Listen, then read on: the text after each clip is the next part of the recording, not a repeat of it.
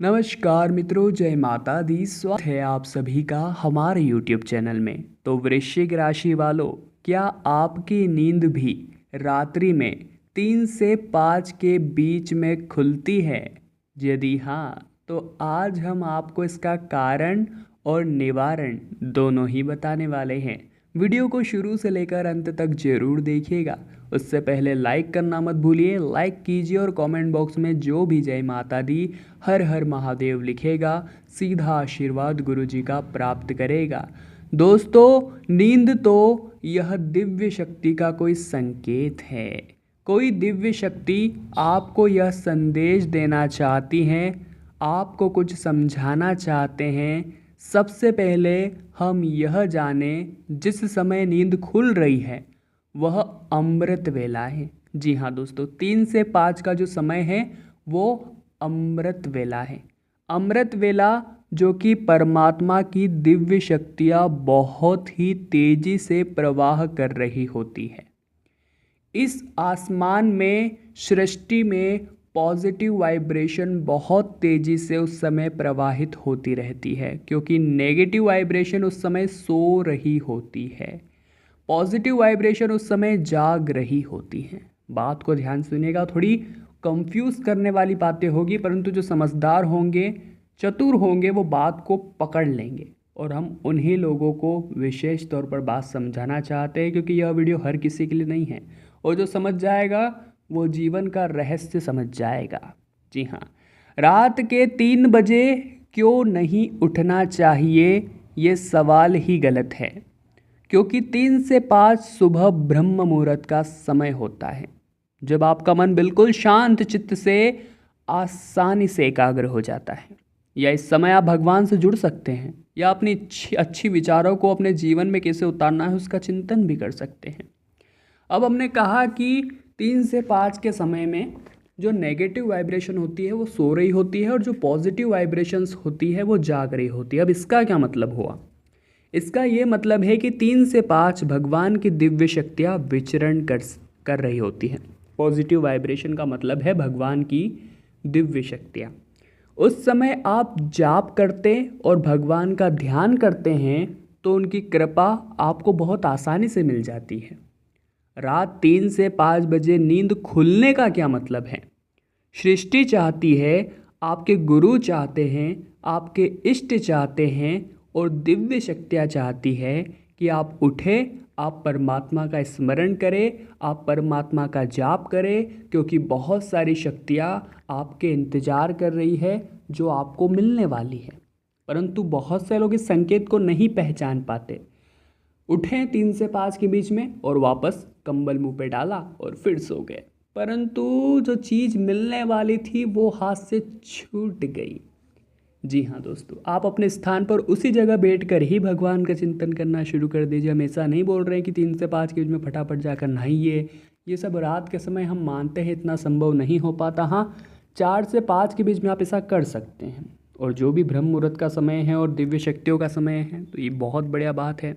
अब दोस्तों, यह शक्तियाँ क्या है? यह शक्तियाँ पॉजिटिव वाइब्रेशन से भरी हुई, जो आपको तंदुरुस्त कर देगी, धन धान्य से परिपूर्ण कर देगी, भक्ति से भर देगी। यदि आप सुबह उठते हैं, पूजा पाठ करते हैं, तो बहुत सारी शक्तियों का वास आपके शरीर में होने लगता है।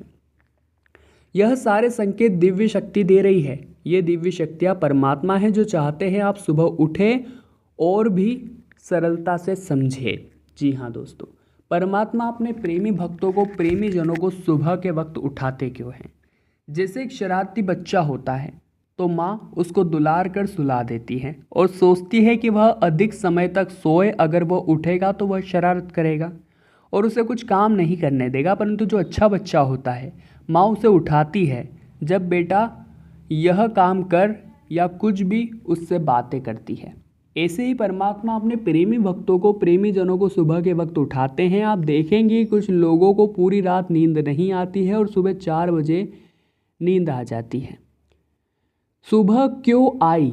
इसलिए आई क्योंकि यह समय सिर्फ परमात्मा के प्रेमियों का समय है।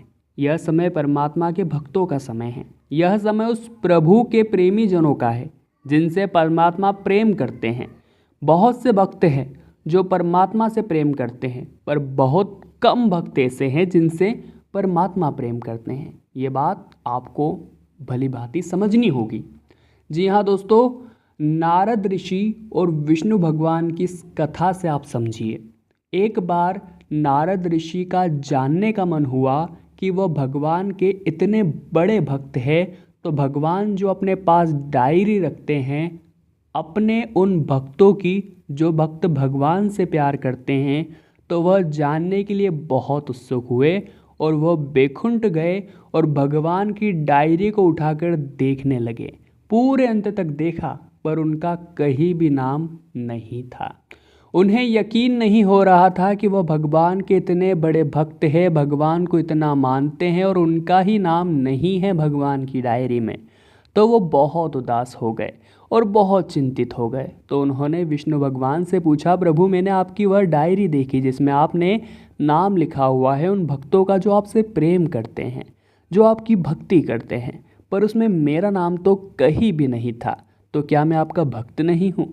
तो भगवान मुस्कुराए और भगवान ने मुस्कुरा कर कहा कि तुमने वो डायरी देखी जिसमें वह नाम थे जो भक्त मुझसे प्रेम करते हैं, लेकिन तुमने वह डायरी नहीं देखी जिसमें उन भक्तों के नाम हैं जिससे मैं प्रेम करता हूँ। नारद ऋषि, आप उन भक्तों में से हैं जिसे मैं प्रेम करता हूँ, क्योंकि जिसे मैं प्रेम करता हूँ उसे मैं अपने जीवन का, अपने हर पल समीप रखता हूँ। जी हाँ, बहुत बड़ी बात है, सोचने वाली बात है और समझने वाली बात है कि हमेशा भगवान के प्रेम में पड़े रहिए, उनसे जुड़े रहिए। हर समय ओम नम नारायणाय, नारायण नारायण का जाप करते रहिए, क्योंकि नारद जी भी ऐसा ही करते थे। जब परमात्मा प्रेम करने लगते हैं तो वह अपने भक्तों को उठाते, उठ जा, सुबह की आरती कर, मेरी वंदना कर, मुझसे बात कर, मेरा ध्यान लगा। अगर किसी दिन आपकी नींद ना खुले तो परमात्मा आपको जरूर उठाएंगे, ध्यान रखिएगा। अगर आप भूल गए उठना तो परमात्मा उठाएंगे कि चले आओ मेरे पास और मुझे चिंतन में बैठो। तो बहुत सारे लोग सोचते हैं कि हमने कभी भक्ति नहीं की तो हमारी नींद क्यों खुलती है। भैया, आपकी नींद इसलिए खुलती है क्योंकि आपका भक्ति से कोई ना कोई संबंध जुड़ा हुआ है और परमात्मा चाहते हैं कि आप भक्ति करें। इसका अर्थ यह है कि आपको भक्ति करनी चाहिए और परमात्मा से संपर्क करना चाहिए। वह आपसे बहुत कुछ कहना चाहते हैं और दो पल निकलकर उन्हें सुनना जरूर चाहिए। वो आपको कुछ बताना चाहते हैं। तो आप बहुत खुशनसीब है अगर आपकी नींद खुलती है। 3 से 5 के मध्य आपकी नींद खुल जाती है तो वो लोग जिनसे परमात्मा प्रेम करते हैं। तो आप सुबह अमृत बेला में ज़रूर उठिए। आपको कुछ नहीं बहुत कुछ की अनुभूति होगी जो हर किसी को नहीं होती। क्या आपके साथ भी ऐसा होता है?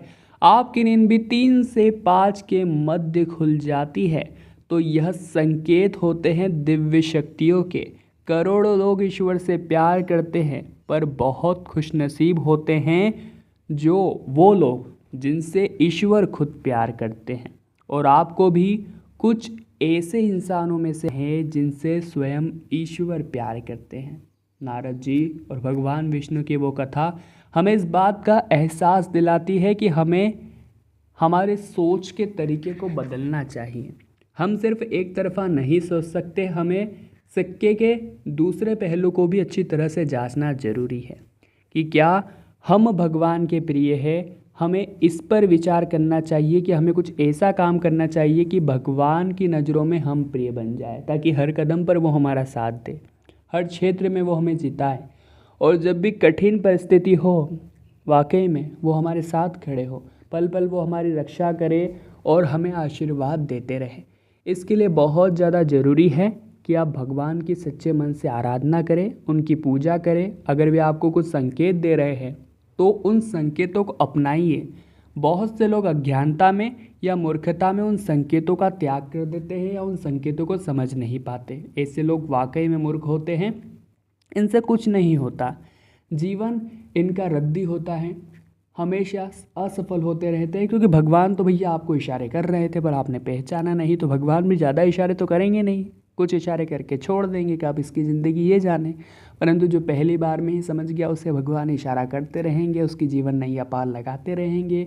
बस आपको सच्चे मन से भगवान का स्मरण करना है, उनकी भक्ति करनी है और दिलो जान से उनकी सेवा करनी है। तो आज की वीडियो बहुत ही शानदार थी और आपको सुनने में बहुत मज़ा भी आया होगा, हम दावा करते हैं। लाइक ज़रूर कीजिएगा, कमेंट बॉक्स में जय माता दी लिखकर चैनल को सब्सक्राइब नहीं किया है तो देर किस बात की, सब्सक्राइब के साथ ही बेल आइकन को प्रेस कीजिए। अभी के लिए आप सभी को बहुत बहुत धन्यवाद।